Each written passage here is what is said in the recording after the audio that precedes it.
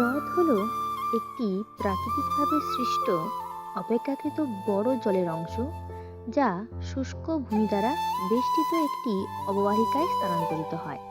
সেই রকমই একটি হ্রদ হলো ঝাড়গ্রাম থেকে প্রায় 45 কিমি দূরে আমলাশল জঙ্গল ও পাহাড়ে ঘেরা খাদারানি হ্রদ।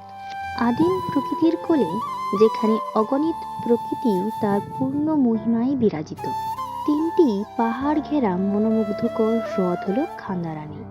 দক্ষিণে সুউচ্চ গাদ্রাসিনী পাহাড়, সিংলহর পাহাড়, আর মাঝে দিগন্ত বিস্তৃত জলাশয় যেখানে বহু রঙের পরিযায়ী পাখির ঝাঁক, বুনো শুয়োরের পাল এবং অরণ্যের নির্জনতা ভ্রমণ পিপাসুদের চোখ জুড়ানো অপরূপ প্রাকৃতিক সৌন্দর্য প্রদান করে থাকে এই খাদারানি হ্রদ।